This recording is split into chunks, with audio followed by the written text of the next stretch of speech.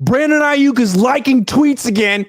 We will discuss that and more next on Four Man Front.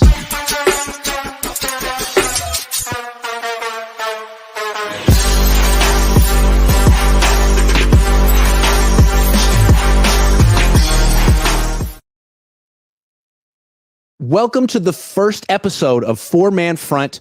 We're your hosts, Grant Cohn, the coach, Jessie Naylor, Ryan G. Hensley. As you know, this is my lineup. This is the Cohn Zone, and now we are officially having our own weekly, call it a roundtable discussion. We're going to do this every Thursday, and it's going to be on my channel, and then it's going to be on the coaches, and then it's going to be on Ryan, it's going to be on Jessie. So make sure you subscribe to all of us, and this is going to be a way different format of a show. It's going to be almost like a graduate seminar. We're going to be arguing things, taking opposite positions, really challenging each other, maybe yelling at each other, maybe punching. You don't even know where this is going to go. I might grab Ryan's face through the screen. First, we need to talk about Brandon Aiyuk. I know it's repetitive, but the way this show is going to go is that we're going to have a topic, and each of us is going to argue the opposite of what we believe. This is something you need to be able to do to be intellectually honest. So we're going to start with Aiyuk. If you don't know what's going on, Matt Mayoko said yesterday that it's his sense that Aiyuk and Trent Williams will be back soon with the 49ers. I don't know if Aiyuk saw that, but today he decided to he was in favor of violence today. He went on social media and started liking tweets about him going to Washington, him going to Pittsburgh. So my question for you guys is, who is to blame more? The 49ers or Aiyuk for this drama? And remember, you have to answer the opposite of what you truly feel. Ryan, why don't you go first? All right, so we're doing the opposite. I would say it's mostly 49ers, like my real opinion, and a little BA, but since we're doing the opposite, here's my take. Brandon Aiyuk has not conducted himself well on social media. The day after the Super Bowl, he said, "Don't forget what got you here." He tweeted out to Mike Tomlin, posted Commanders clips on TikTok, went on the pivot and talked about the 49ers' failure to sign him early, his preference for Jaden Daniels to be his quarterback. And whatever reason got him in the doghouse must have been something, because Kyle doesn't play around. He has not been an ideal player from a coachability standpoint, and that's what got him in the doghouse in the first place. And franchises like the 49ers do not want to commit or pay players that are like that. He wants too much money, and he's not worth it for the 49ers when he's the fourth option in this offense. So it's all on BA. That was good. I like that. That was good. All right, I'll go next.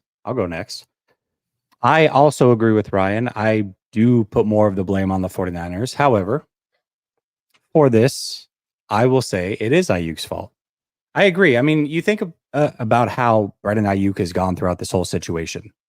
He started out during the offseason talking about how he looks like Mike Tomlin. Then there were the rumors that he was potentially going to be traded during the draft. Once the draft came and went, he didn't have a new deal yet. He then took it upon himself to go full social media, started liking tweets, started inviting himself on the pivot, having his girlfriend basically record him like it's a reality show. I think he panicked. You look at the way that the 49ers always do business. This is no different than what they've always done. They always bring it down to the last minute. He knew the script. Debo laid the script out for him. In fact, even Debo tried to talk sense into him. Debo Samuel himself said, "Brandon and I have had discussions. I have been giving him advice." What did Debo go through? Debo went through requesting a trade and all of the things. Eventually, he got paid. Why would Brandon Aiyuk do the exact same thing? Requested a trade, waited way too long to do so. Then, up until today, he's liking more tweets of him in a Commanders uniform. He's liking tweets and TikToks of him in a Steelers uniform. And we heard just 2 days ago from the most reputable source that you can, Matt Mayoko, "Hey, I think this thing's close to the finish line. He should be back on the field soon." I know, sorry, Grant. He should be back on the field soon. Yet here we are 2 days later, and he's still pulling all this. Really, to me, it seems like BA just wants attention. He wants to be loved. He wants to deal with this situation, knowing it's might be the only time he gets to be a big dog in free agency. And here's the other thing. He turned down big money from the Patriots and the Browns. Dude, how much more of a spotlight do you need? It is all Brandon Aiyuk. Real quick, don't you think he's going to break the story of his own signing or trading just because he wants the attention? Okay, Coach, go ahead. You're muted. Muted. I hate to be redundant, but my original opinion is that this is more on the Niners. So my operative conversation would have to be against Brandon Aiyuk as well. And really, Brandon Aiyuk has just done himself no favors. At the end of the day, he understands that contractually he's leveraged. The Niners hold all the cards as far as being able to hold him on his 5th-year option and being able to trade him. The only thing that absolutely is saving Brandon Aiyuk right now is that the Niners just have bigger fish to fry as far as actually running an entire organization. If they really wanted to just burn him, they really could. So this isn't about doing what's right versus doing what's wrong. This is about the Niners haphazardly being able to still be able to handle their business at the same time. It just looks like that it's in Brandon Aiyuk's favor why things are still going good for him. Right now, there's a quantitative and a qualitative analysis on what Brandon Aiyuk deems what he's worth through the market versus what he's worth towards the team. Right? The qualitative analysis is what the market says, what Justin Jefferson got paid. What started all of this in the beginning was the Amon-Ra St. Brown deal, which kind of broke everything open. And right now, you can look at just the straight dollars and cents of the situation and say, this receiver is marked X in the market. That means that you should replicate what I do in the market. But that's just not how you're used. We don't have an Amon-Ra St. Brown on this team. And if we do, his name is Deebo Samuel. It's not Brandon Aiyuk. If we want to talk about utilization and the level of use that Brandon Aiyuk is put on this team, he said it himself. That's one thing that Brandon Aiyuk doesn't want to admit is that he did it to himself. You called yourself the 4th option on this team. So as much as you want to talk about as good as what you've done for this team is, you yourself put the cap on top of it by calling yourself the 4th option. So right now, Brandon Aiyuk has to ask himself, what are you going to do? Are you going to talk out of both sides of your mouth? Do you want to get paid like a leader but still play like the 4th option on this team? Or do you want to have serious direction moved in your favor? So I think Brandon Aiyuk, he wants money for a role that's already filled. He can't be the leader of this team, making $30+ million a year. You guys made great points. I'm going to take this a different way. My stance has been I blame both sides, that both sides have been petty and childish. And so I'm going to try to do it another way. Neither side has acted poorly. This is business. This is business. This is the NFL. And both sides are going to try to make their narrative, like the narrative that tugs on your heartstrings. Oh, Brandon's not being reasonable. Oh, the Niners aren't being reasonable. Like, they'll probably work it out or they won't. And both sides will live happily ever after. You like Brandon will either go to Pittsburgh and be super wealthy or go to the Niners and be super wealthy. And then he'll be happy. And then he will never talk about these grievances again. Like, the fact that they get us wrapped up emotionally in their business is hilarious because it doesn't affect us at all. I think we're starting to see that the NFL is changing. It used to be a very much a front office team dominated league because players didn't have guaranteed contracts and now they're getting more guaranteed money. And it's just more of like an NBA back and forth negotiation. Maybe it's not to our taste, but essentially it's just business and neither one has done anything wrong. It's just maybe it's annoying because we cover it every day, but that's kind of on us. I will say I don't believe a word of what I just said. This does speak to the new kind of like the new tenor of how like business is done in the league. You know, it's a business in the league is a little bit more stringent where if a guy is not, you know, bending the knee or not being you know, good at the negotiation table, it usually just comes out as he's a curmudgeon or he's a holdout. There seems to be a lot more where players own their own narrative now, so you just can't marginalize a guy and say that he just doesn't want to play ball. Like guys are like building documentaries off their own contract holdouts. So it's just a different ball game, a different and like liking tweets and on social media. Like he's hardly the first guy to do that. And leaking stuff to the media about the organization, about the negotiation. The Niners are hardly the first team to do that. It's just annoying. Juan Carlos Montano says this is hot. Bang bang. Juan Carlos Montano says Grant Stark, Coach Thor, Jesse Rogers, Ryan Banner. I like that. Love your name, by the way. I was Juan sort of Carlos thinking Montana? Ryan is Nick Bosa, Coach is Hargrave, Jesse's Collins, and I'm Yeter Gross Matos. You got winner. Official win this one. Music 88 says the $1 Million Podcast. Coach, I'm back in PGC. I'm gonna drag you to the go-go one night. LOL. Take me to the brandy wine. Frank Tom Motion says this is big time. Thank you all for putting this together. Go Niners. Shout out to all the comment creators. Shout out. Adam K. Let's go the Truth Squad together. Keep up the great work. It's great listening to you all. Poop Saggets says, gentle, if I may ask a question, is Travarius Ward our best cornerback since Eric Davis or Jason Verrett that 1 year in 2020? Jesse, I love you. That's how you guys. I love you too, bud. That's awesome. Yeah. I think he is. Definitely he is. Yeah. I mean, Yes. he's the only guy in the Shanahan regime that travels.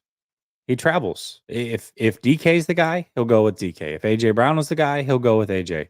Not every game, but he's the only corner that we've seen travel sideline to sideline in a long, long time for the 49ers. Okay, next topic, and this is opposite day. We are doing an intellectual exercise where we prove that we can argue the opposite of how we feel. So we show you that we're not robots who are programmed to say that everything the Niners do is great or awful. We actually think on this show. Did Kyle Shanahan hang Brock Purdy out to dry on purpose against the Saints by playing him with a bunch of backups against starters in a preseason game for three series? Starting with the coach. There we go. I would have to say yes because I don't think he did. I don't think he did that. You know, that's just a little too rich. If I had to say yes, I would say that just look at the stats. I mean, look at the stats of, the guys that you're putting out there. Look at the roster.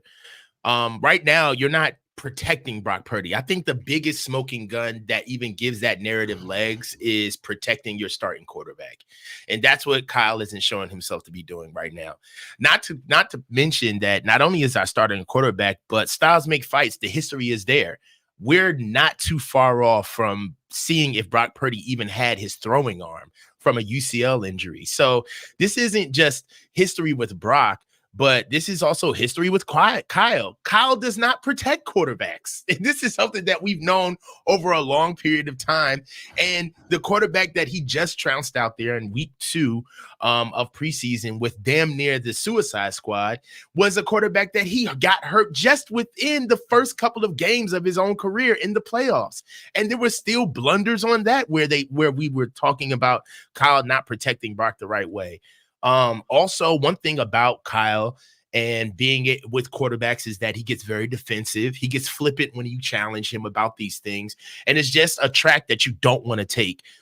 It's emblematic of years past with Jimmy Garoppolo. We all know about the Trey Lance saga and what happened to him, purposely running him up the middle. And one thing that you have to pay attention to is that we're trying to sign Brock next year. Brock has essentially been tabbed as our de facto franchise quarterback. He's the guy that's calmed everything down. And the last thing we want to do is go into the year with Kyle not understanding what Brock's worth is. Not only that, but I think that, Kyle needs to also take a step back from and realize that Brock isn't just loved by the fans. There's a lot of guys in that locker room who believe in him as well.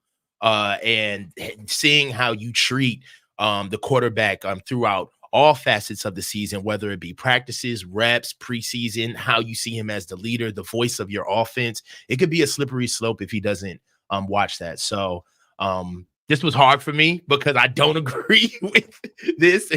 Already this show is stretching me, but that's kind of pause. But that's already a big pause. Don't get stretched out. That's already my take. So I caught myself though. So go ahead. Yeah. All right. I'll go again. Okay. So my take is also that Shanahan didn't hang him out to dry. I don't believe that at all. But for the sake of the exercise, I'll take the opposite stance. You look at who was out there with Brock Purdy. He had 3 starting offensive linemen And really at the time, I mean, it was only 2 for sure. 2 guys that were starters with him last year actually played in that game. Now, as camp has gone along and we've had injuries to Burford, we now know Feliciano's going to miss a big chunk of the season. The plan was never for Puni to start. He's kind of forced his way into that role. But if you look at when the Super Bowl was played to what happened in this preseason game, it was Brock, 2 other starters. That's it. In fact, it wasn't just other starters that were out. It was guys that were 3rd, 4th on the depth chart that were out. Jennings is your 3rd wide receiver. He didn't even play. Hell, Cowing, for the first time in his career, was playing NFL football. He was on the field. Now, he played very well as the game went along, but this was his first time playing, and he's out there with Brock Purdy. And then you add in the fact that they tried to highlight Trent Taylor. So it's not like you just put Brock out there to play with a bunch of guys he's not used to playing with, but you're trying to find Trent Taylor a place to play, whether that's with you or somewhere else. Plus Clay Kubiak calling plays. I'm sorry, it's not my time. I just had to throw that in there. Good call. Exactly. Exactly. So Trent Taylor is literally your number 1 option on every single route out. How is that possible? And you don't even play to Trent Taylor's strengths. I think if we all talked about Trent Taylor, we would say his strengths are little zig routes, close to the line of scrimmage. They had him running corners, posts, everything. Hold on, Trent Taylor doesn't have strengths. What are we talking about? What strengths? His strengths are being friends with George Kittle and Kyle Shanahan. That's his strengths. Dang. Interpersonal relationship. It's not my turn. Sorry, go ahead. So you think about it. What would be the motive? You got to have a motive if you're hanging people out to dry. The motive is Brock Purdy's going to be worth every bit of $60 million. Everybody knows it. Mm-hmm. And Kyle Shanahan can't play around during the regular season. He can't take L's during the regular season for the sake of trying to show up Brock Purdy. He has to win games as well. But what he can do is when games don't matter, he can put Brock Purdy out there in a less than ideal situation and show the world this kid ain't it. So yeah, I do think that Kyle Shanahan hung him out to dry.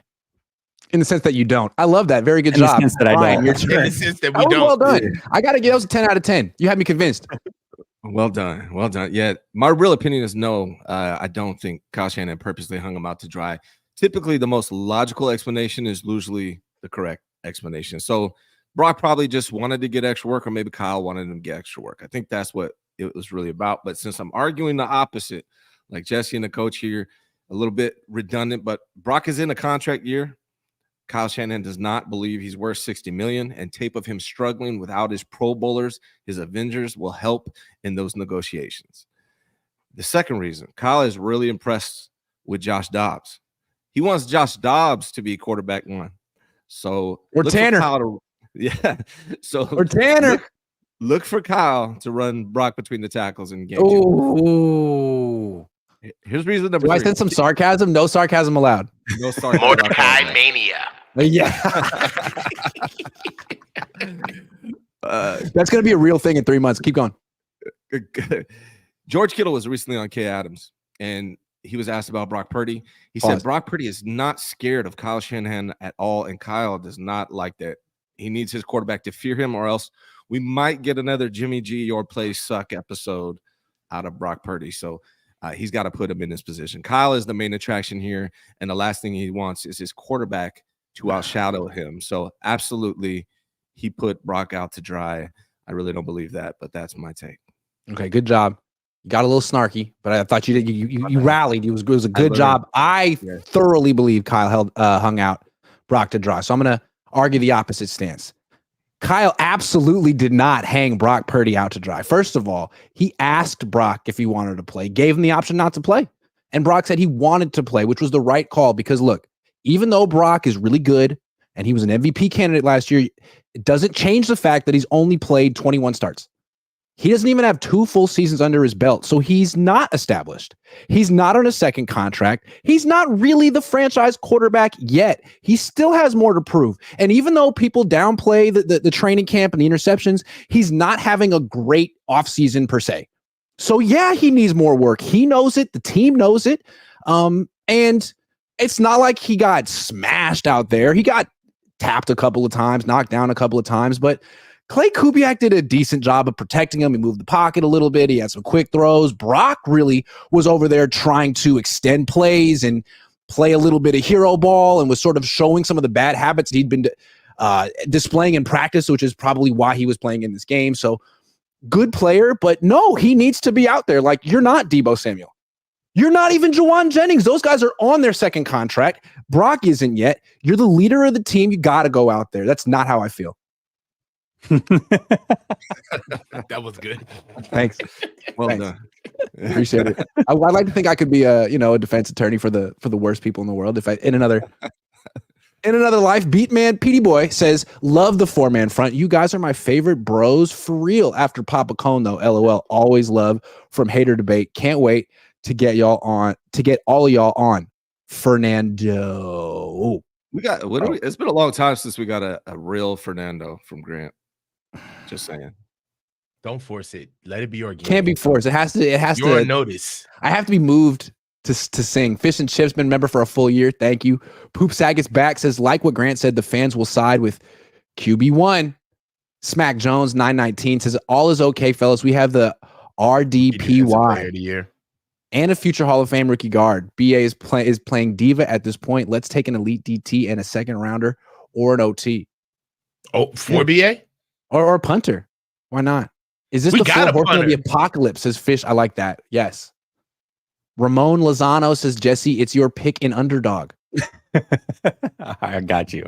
Frank Tom Ocean's been a member for 17 months. Thank you. Okay, next topic in the opposite land debate. Was Ricky Pearsall the right pick? I'll start on this one since I haven't started yet. No. Okay, so my stance is Ricky Pearsall was not the right pick. I said that from the moment that they drafted him. I have not swayed from that. That means I have to argue he is the right pick. And I got to be honest, out of all of the topics, this one for me is the hardest because in my soul, I don't believe this. However, here we go. San Francisco 49ers going into the draft, my bold prediction was they were going to take a wide receiver in round 1 or round 2. And a lot of people thought, no, there's no way. But when you look at the way that the contracts break down, the assumption at that time for me was they're going to sign BA, 26. He's the younger of the two between him and Deebo. They chose not to rework Deebo's contract, which they could have done this offseason. So that means Deebo Samuel, who's approaching 30 years old, is going to be on his way out.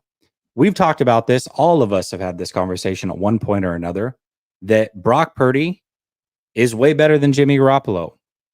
Deebo Samuel was more tailored for Jimmy Garoppolo than he is Brock Purdy. Brock Purdy needs guys that can run routes, get out in the open, be sure-handed, and be an actual wide receiver. Well, Ricky Pearsall is exactly that. He's sure-handed. He makes spectacular catches. I don't know if you've seen, but dude can actually 360 dunk a basketball. That's a true story. Wow. So he's more athletic than what he looks. He can play inside or out. And he's a willing blocker. He does everything that Shanahan wants. Even Shanahan said he reminds him of himself, which that can only be a good thing, we know. And here's the other thing. You know, a lot of people would argue that he's a little bit older. Maybe you should have taken a younger guy. But with COVID, this was that draft class. Everybody was a little bit older. However, he could contribute right away. I think everybody looked at Ricky Pearsall and they say, okay, well, how's he going to get catches? And I look at it and say, do you want Trent Taylor returning punts? Because I don't. I was there during training camp, and I will tell you, without a doubt, Ricky Pearsall was the most sure-handed, best punt returner that they have on that roster. He is an absolute surefire way to make sure Trent Taylor does not make this team. That's a good reason. That's a good reason. Those reasons, a great reason. I will say that Ricky Pearsall was absolutely the right pick. But not really. That one Trent Taylor explanation actually might convince me to my opinion at this moment in time. Perfect. Ryan, you want to go next? Yeah, let's. So my real opinion is I do not think Ricky Pearsall was the right pick, and it's really not because of who Ricky may become as a wide receiver. It's just because of the priority. I think a left tackle and center is going to be a better option for them. But I'm going to argue the opposite right now. I'll try not to be redundant, and I might have some snark in here, but we don't know what the future holds for BA and Deebo. That is the truth. So they haven't even re-signed Brandon Aiyuk right now. He's not on the roster. The 49ers need weapons, and Ricky Pearsall gives them that. The 49ers have shown that they can get to the Super Bowl without or with a subpar O-line, and that Kyle's philosophy is correct because he has gotten to the Super Bowl without a elite offensive line. And Kyle said Ricky Pearsall reminds him of him. And Kyle Shanahan played 6 games in college. He had 14 total catches and 127 career yards with 0 touchdowns. Wow. So if you're drafting in the first round of the NFL draft, why wouldn't you go after a wide receiver like Kyle Shanahan? Yeah. Last one, Yeah. obviously, he's got a big time future as a coach in the league. Right. Uh-huh. Right. Yeah. And last one is he fits in great with the Cabo click. Ooh. Oh, I like it. That's good. All right, man. This is going to be hard. I don't agree with the pick, and for all of the reasons, but God damn it, let's go. Ricky Pearsall was the right pick because it's time for Kyle to atone for not really learning offense. I think that the secret is out that the number one thing that Kyle loves about his offense is one of the biggest things that doesn't work, and it's the passing game.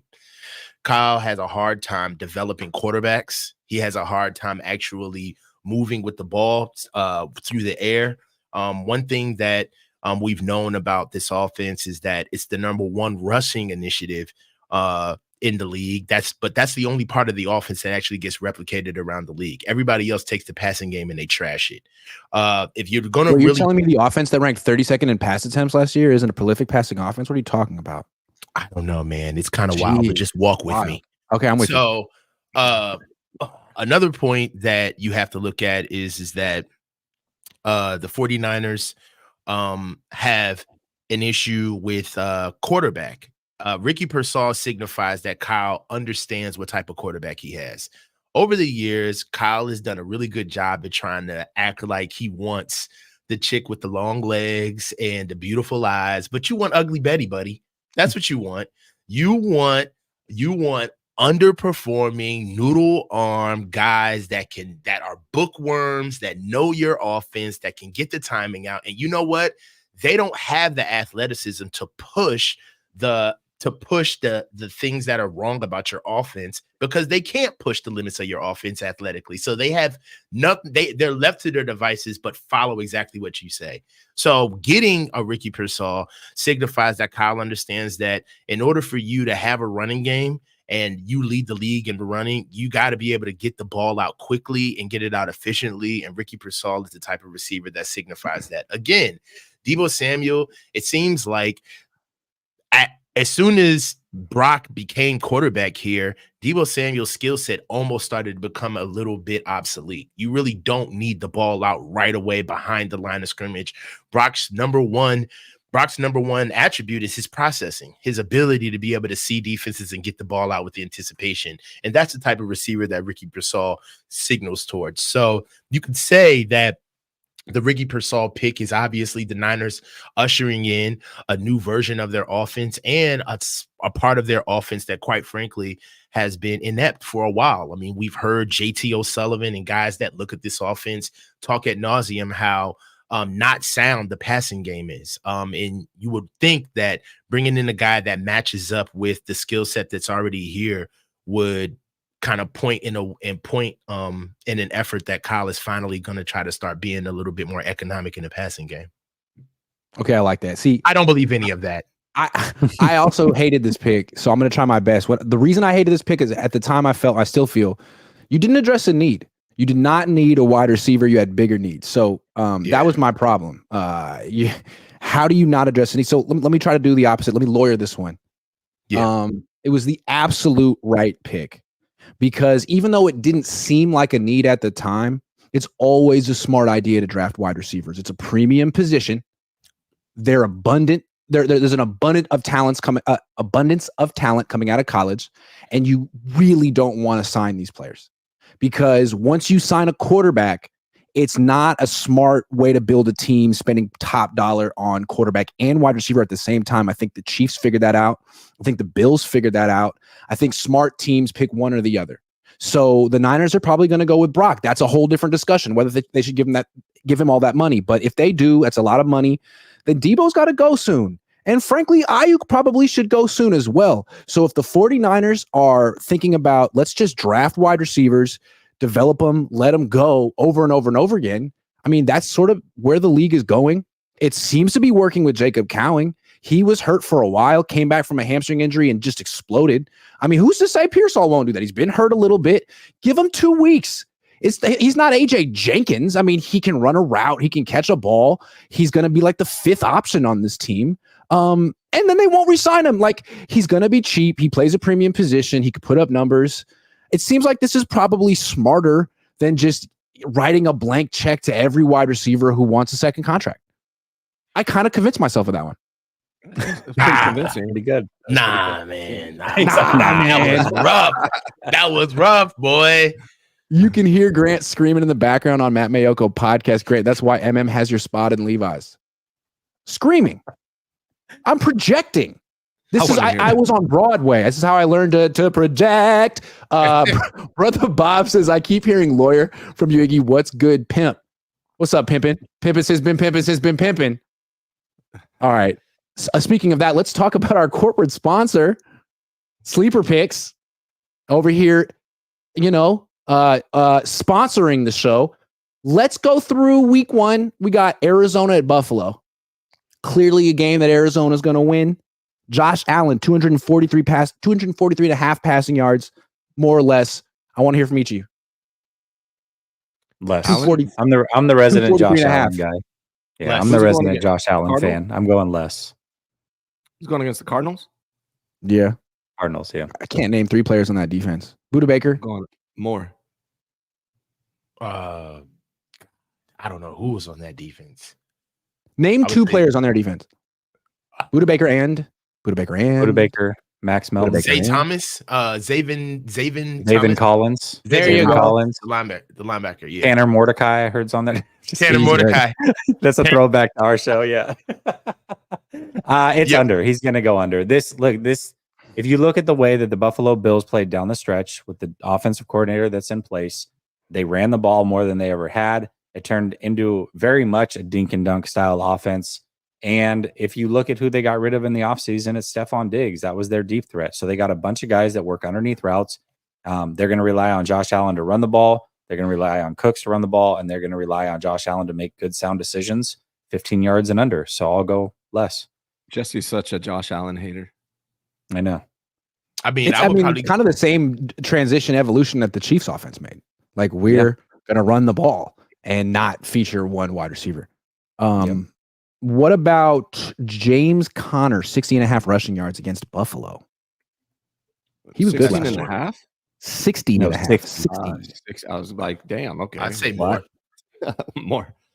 Yeah. What about touchdowns though? They have touchdowns for Connor? Because Let me see. Rushing touchdowns. No.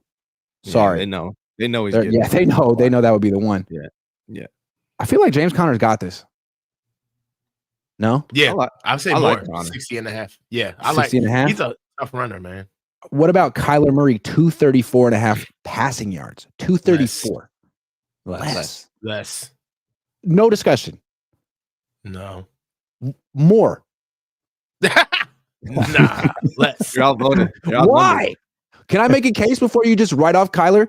He was actually pretty good down the stretch last year. Like, he threw for a lot of yards per game. That offense moved the ball, and now they have Marvin Harrison Jr.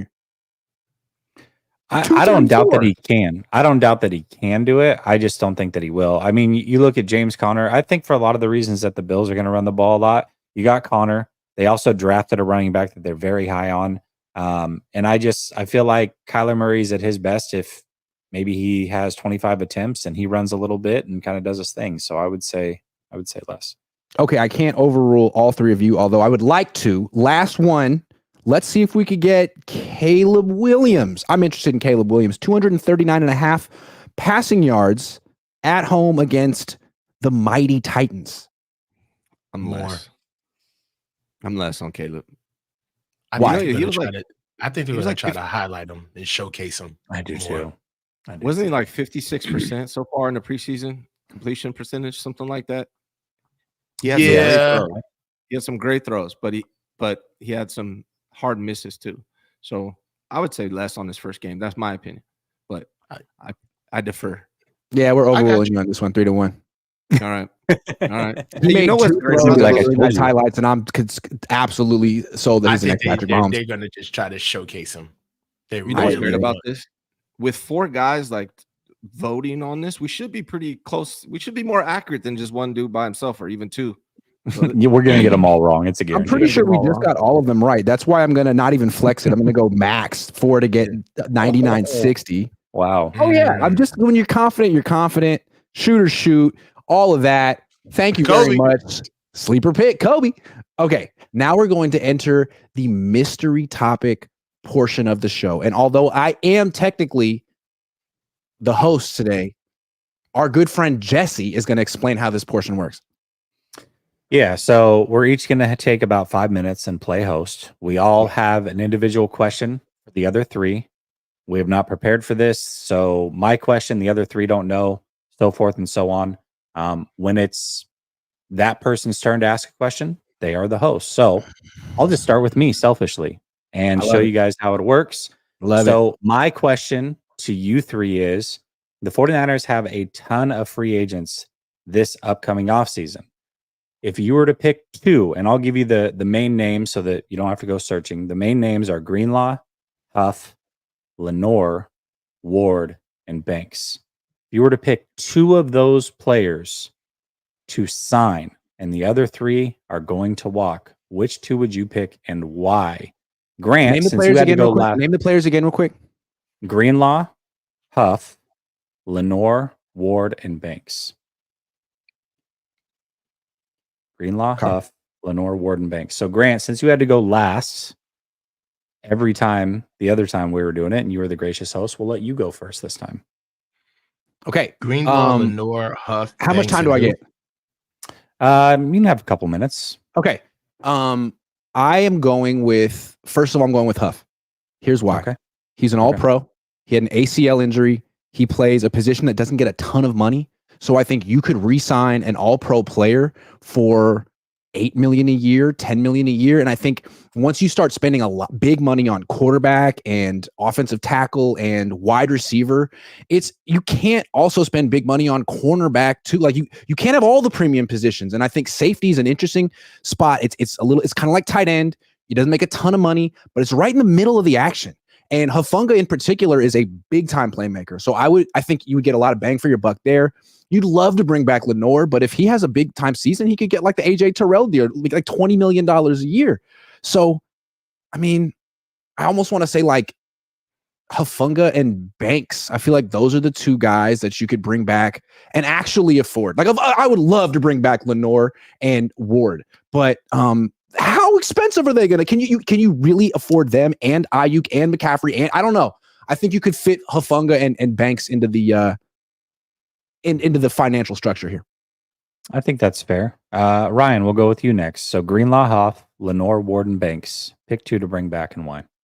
I love Huff, but I feel like he's going to be actually more than what you're saying, Grant. I think he's going to be closer to like 15. And with Malik Mustafa being one of my favorite players, by next year he should be good. So I'm not going to go with him.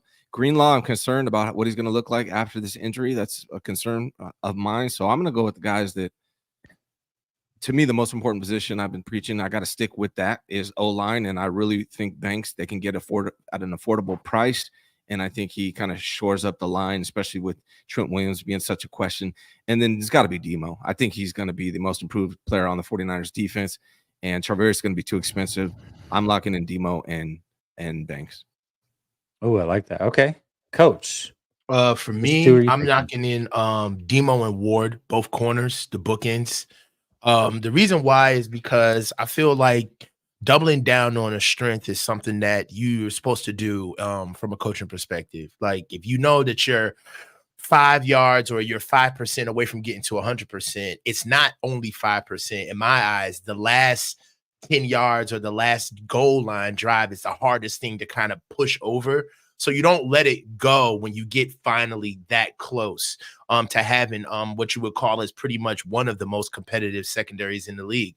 It's also an area of our football team that's actually struggled for a long time because really philosophically, we've led from the line of scrimmage back with our rush, with the defensive line, with the waves of depth that we've usually had, but we've kind of gotten high off the hog. We paid Nick Bosa. We foolishly paid Javon Hargraves. We've been looking for another edge to finally complement Nick. And what we've done essentially is kind of traded out what we had in so much equity and youth in the defensive line and kind of patch made it together. Our real equity in our youth right now is in our secondary.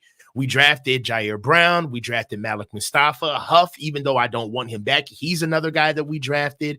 And Demo is really kind of, in my eyes, the next Brandon Aiyuk on this team, the youngest, most ascending player that's on our team right now. And the equity is there. He's homegrown. Now, for what it's worth, we could talk about a lot of the guys that we've signed on, but defensively, I don't think there's been another guy that's really kind of shown the seamless transition of being into our culture and actually bettering it since Javarius Ward. He's actually gotten better since he's got here. Right. He's more of just an addition. He actually got his development here. And I think that we've seen this defense get ran from the secondary down. Look at the Seahawks. They run the same defense as we do, but they don't put as much onus and time into their front seven. And they've managed to always have a good defense. Customarily, it's also time for us to start leaning on the strongest unit of our defense and giving them help at the same time, which is our linebacking core. Fred Warner's not going to be able to be Fred Warner forever. We've got to be able to help out in the passing game in a league where we're going to see more teams that put the ball in the air than they do on the ground. So for me, I would sign Demo, and I would re-up C Ward. I mean, it's not the first big-time contract that we've gotten done. We're doing it now. And I just like having that secondary, not being able to have to worry about receivers running all over on us. None of us said Dre Greenlaw. I think that's interesting. He's a hell of a player. And it's not just that he's coming off the Achilles. I think the Niners have shown, like, in a way that no other team has shown, they can draft and develop linebackers. Yeah. It doesn't make sense to re-sign him. And then what I would say is the reason I didn't go with Lenore and Ward, although they're both great players, is I feel like the Niners are starting to show they can draft and develop corners. It's a really expensive position. They drafted and developed Lenore. Ronaldo Green's looking good. Although maybe they haven't figured it all out. Before we get to the next topic, we have a couple of super chats. Kev F says, Carr looked good running Kyle Shanahan's system. Probably would have had a ring if Niners traded for him over sticking with that mofo. I forgot that they got Clint Kubiak over there. Mm-hmm. Yep. Everyone runs that system now. Dave Barclay says, this is lawyer from all pimping across the board. Pimping ain't easy. Costco hot dog. What about the chicken bake? Says, let's see the shoes. Flip-flops? Well, here I'm not wearing them, but these are my my yellow suede Vans that I like. I have a lot of Vans. I like those. Yeah, thank you very much. Gammon Brown says, step your game up, chat, and hit the like button and subscribe. Make sure you subscribe to my channel in particular. The other guys, that's up to you. I don't really subscribe to them too. Adam K says, for the upcoming season, I don't see the Niners roster as much improved. How do you feel about our Super Bowl chances? I have a strange feeling Brock might take a step back, and I'm just not feeling confident after last year's loss. How about bonus topic real quick? Each person, 30 seconds. What do you think? Because he generously donated $20. I'm not feeling great about the Super Bowl chances. It's interesting. We talked about it a lot when we were there, Coach, about how the team felt down, low energy. I've heard other people talk about it. Mayoko most recently talked about it. So, maybe people will start to believe it. Everybody is now jumped in. Yeah, maybe they're talking about it themselves. It's just really hard to climb that mountain. You look at the injuries that have already piled up. Brandon Aiyuk and Trent Williams, even if they do sign, which I think they will, they're not going to be ready week one. They're not going to be in full football shape. So, no, I don't think they're going to make it back to the Super Bowl. Also, when you constantly describe a football season as climbing a mountain, that right there sounds awful. Mm-hmm. Sounds like a team that's exhausted. Yep. Anyway, I go ahead. Go ahead. No. I thought we were all going to. Yeah, I agree. Yeah, go ahead. I'm done. I agree. I agree. I think Brock takes a step forward, but the Super Bowl chances are slim, in my opinion. Dave Barkley says, I will send you all shirts, like seeing them here. I already want to get 4-man front merchandise because who wouldn't want to rep these 4 beautiful faces? Okay, next topic. Who's up? Coach or me? Here, I just went, so I'll hand it off to Ryan. Okay. All right. So here's my question for you guys, right? You wander into a bar late night and you see Kyle Shanahan sitting there at the bar. And a rabbi. Right. Sorry. And a rabbi. No. And You guys walk into a bar. One has a mullet, one has a mustache. Yeah. Okay. He's feeling it a little bit already. Like it's a press conference before the Super Bowl. And you're able to make good friends with Kyle Shanahan. You guys are drinking, pounding, and you guys become good friends. And you can ask him any question you want to off the record, and he's going to be 100% honest because he's already feeling it. What question do you ask him? Why? And what is his answer? Who do you want to go with? Let's go with the coach, man. What do I ask Kyle if he's blitzed and it's just us? And he's going to be honest. And he's going to be honest. What do you ask him? Why? And what's his answer? Why are you such a dick? It's like, no, I'm just playing. I think that I would ask Kyle. I'd ask him why is he what is he afraid of, like letting go of like offensive coordinator duties? Like, what are you afraid of? Like, honestly, because it's to the point where it's obvious that you don't want to do this. And it's not the fact that you treat it as like it's the only job that can be done. You treat it like it's the only job that you can do. And it's kind of clear now that it's not something that's a burden to you. It's a shield that you use to hide from other stuff. So what is it, bro? Like, why don't you want to be a coach? Like, it's to the point now where he's even having Freudian slips during the Clint Kubiak game where he gave over play calling duties over to Clint Kubiak. He came out and he just said, I didn't know what I was doing. I was just sitting there chilling, just calling a couple plays. It was just like, yeah, well, that just goes to show that you don't know what you're doing if you're not calling plays. You know what I'm saying? And really, the smartest thing would have been, and another thing is that I would ask him, like, why are you so like close-lipped with the information that we all know? Kyle, Clint's father gave you the first opportunity to call plays. Like, it's a rite of passage. You're doing it for the son of the coach that gave you that same opportunity. When Kyle was the offensive coordinator with the Houston Texans, his rookie year, Kyle did not call plays. As a matter of fact, he said that he had not earned the right to call plays. It wasn't until Coach Kubiak gave Kyle the opportunity to start calling plays in the preseason in his second year of being an offensive coordinator that gave Kyle the confidence that he needed. And I would ask him, like, why don't you give it up, man? What would his answer be to you? He's telling you the truth. He's got the truth serum. What's his answer? He's like, I think his honest answer would be like, fuck them. Like, I know how they think about me. You know what I'm saying? Like, I care about my dad. I care about the guys that have seen me come up. But the truth of the matter is, I know who I am. And I know how they feel about me. And really, me giving you this nice side of me is just an excuse to just keep up the bullshit that I know doesn't exist anyway. This league has fucked me and my father. And we have a piece of this football pie that they've been trying to invalidate us for years. And that's our story. And we're going to make sure that we're validated. And as long as there's not a Shanahan in the Hall of Fame, like stamped, this is how we're moving. I think that's the truth. Interesting. Good question. Good answer. Jesse, what's your question? Why are you asking it? And what's Kyle's honest answer? I think the question that would have to be asked is, do you really genuinely feel Brock is a franchise quarterback? That's the $60 million man. That's the player that if you decide to pay is going to change everything going forward. How you build this team, how you draft for this team, who you can sign, who you can't sign. And really, not only that, we know that Kyle Shanahan has an ego, and that is changing the face of this team. The moment you pay Brock Purdy $60 million, he becomes the face of the team, not Kyle Shanahan. And I think his honest answer would be, no, I don't believe he's the franchise quarterback. I think his honest answer would be, he's very good. He does everything I need him to do to help this team win. He does it at a level much better than Trey could have, much better than Jimmy did. Hell, he might even do it better than Matt Ryan did. But he's not a guy that without me here can carry this thing. He's just not. I'm the reason that this team goes the way that it goes. I draft the players. I decide which free agents we sign. I decide what play calls happen, where he's throwing the ball. All of that is me.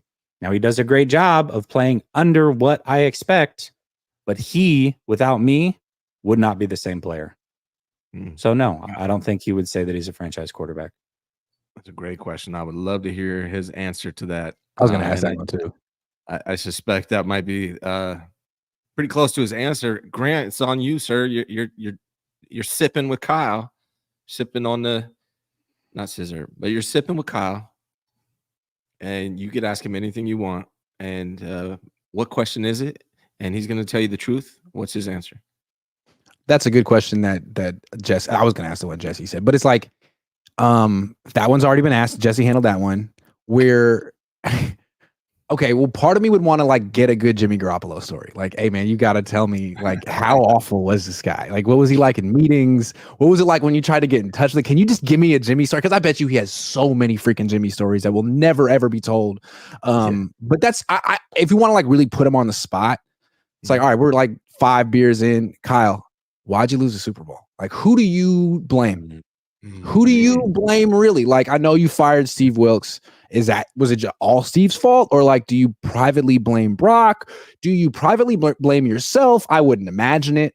I would think that in an honest moment, if he were a little tipsy or a lot tipsy and was answering that question, he would put a lot of it on his quarterback.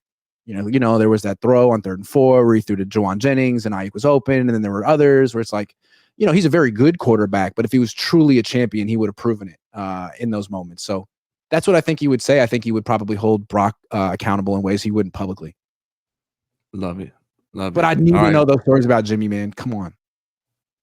Yeah, I would love to hear. I would like to have him ask some questions about Jed too. I know that's not my topic. I would love to have him ask some questions about what he really thinks of Jed. All right. Jesse went. I went. So who's next? Who wants to go next? Up to you guys. I'll go. So we've all been fans or ingratiated with the team longer than this regime, but we're coming up on year 8, guys. And most regimes don't last this long without winning. And that's the NFL. And the reason why I say it that way is because getting close is not sealing the deal. You know, that's the NFL. If you don't win, you don't win, period. And traditionally, owners have gotten rid of entire regimes in the middle of the night for less than what we've done. So does this end in a Super Bowl? At the end of the day, after Trey Lance, Jimmy Garoppolo, Brock Purdy, Christian McCaffrey, all of the ups and downs that we've had, how's this truly going to end? What's going to be the demise or the end of this regime? Because they can't last forever, and we know that. How's it going to end? Are we finally going to get over the hump, or are we looking at a yard sale at the end of the day? Okay, who do you want to go first? I'm going to go with Ryan. Then you guys are pumping around. So the question is, how does this end? The Kyle Shanahan regime? And do they win a Super Bowl? Does it end in a win? Yeah. I would like to say they win a Super Bowl, but it's very hard to do.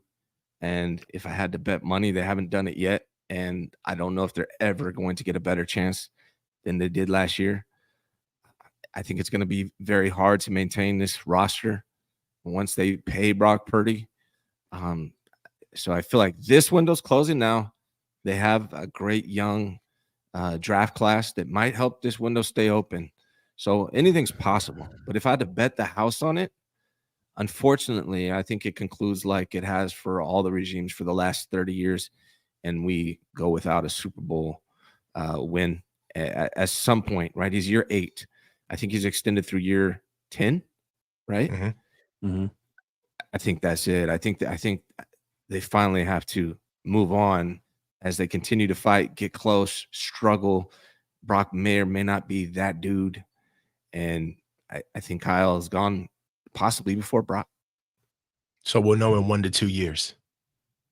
I think I doubt they've extended him twice without winning a Super Bowl, and I don't see them doing that again. That would be crazy to me, and so I think they let it run out. Grant? Okay. You could argue that this regime would be gone already if Brock Purdy wasn't born. So Brock has sort of given them extended time, and this year is going to be interesting because we've all kind of talked about, like, is Kyle going to set the stage for lowballing Brock next year? I think they're going to offer Brock the Kirk Cousins contract. That's $45 million a year. I don't think Brock's going to like it. He's worth more than that. He's worth what Jordan Love is getting. So I wouldn't be surprised. I'm going to go like way off, like way left field here. They're going to freak it. They're going to mess it up with Brock. They're going to trade Brock. They're going to go get Kirk Cousins. Fans are going to freaking hate it. And when they don't win a Super Bowl with Kirk Cousins, that'll be the final straw. That'll be it.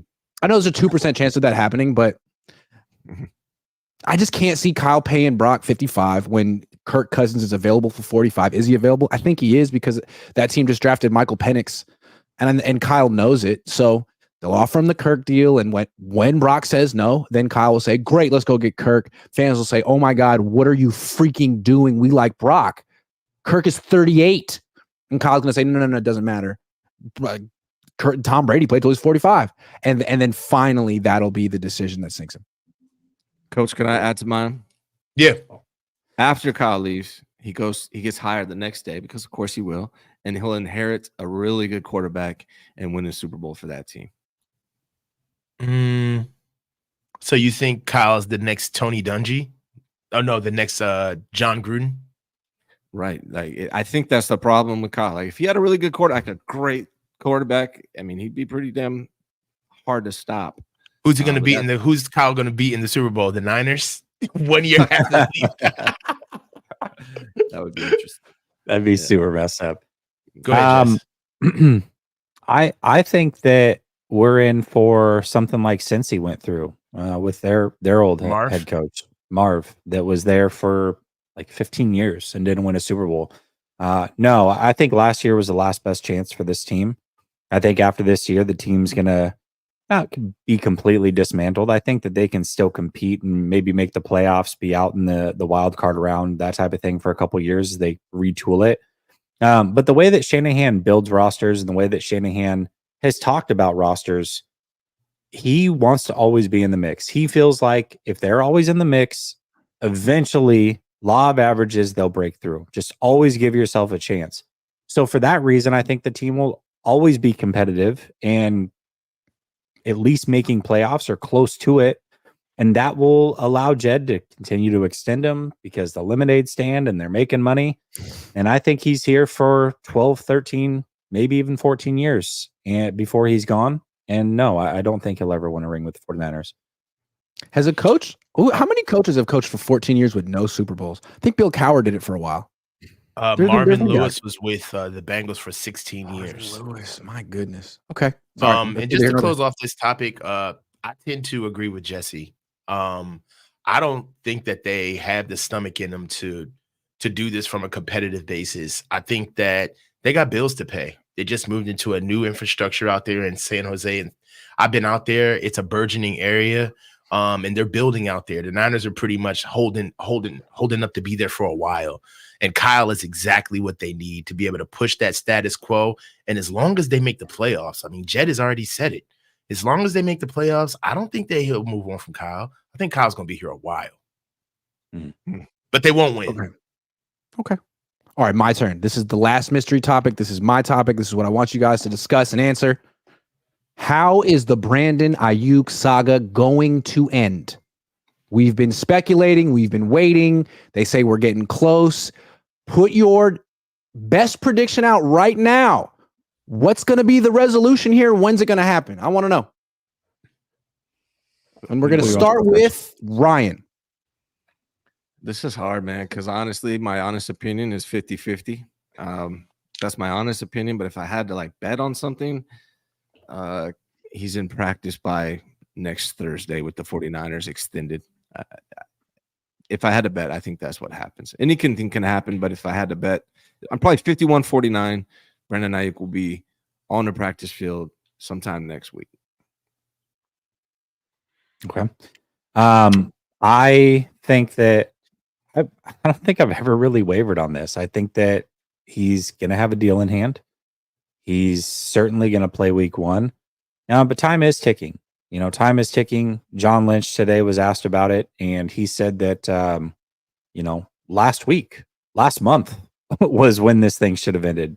You can tell they're growing tired of it. I'm sure BA is growing tired of it as well.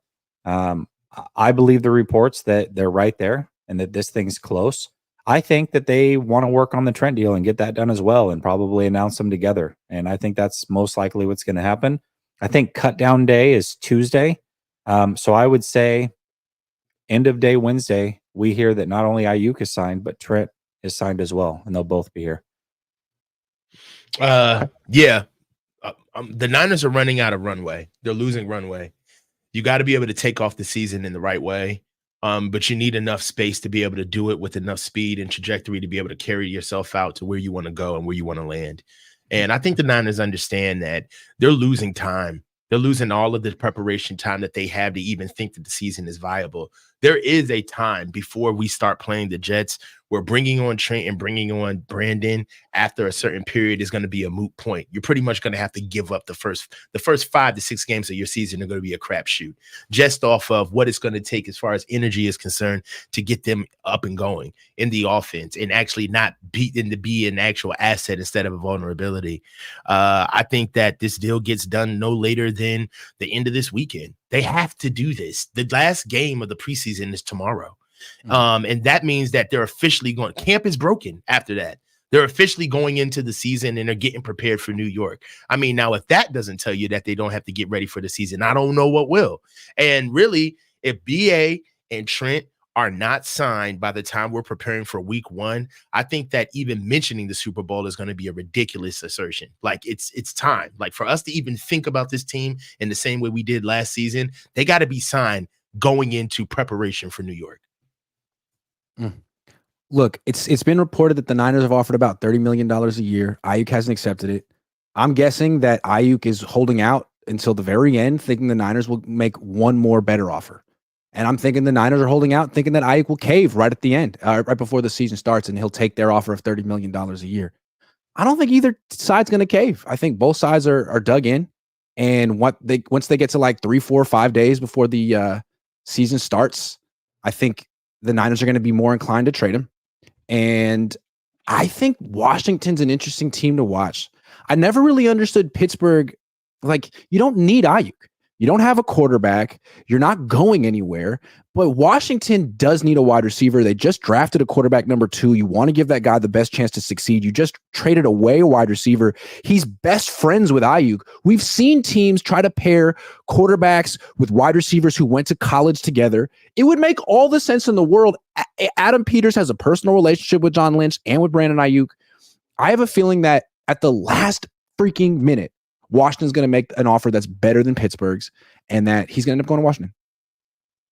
Like September 9th. No, 8th, 7th or 8th. Like 2 days before the season starts. I think if all things were equal and you asked Brandon Aiyuk, that's where he'd choose. I do think that.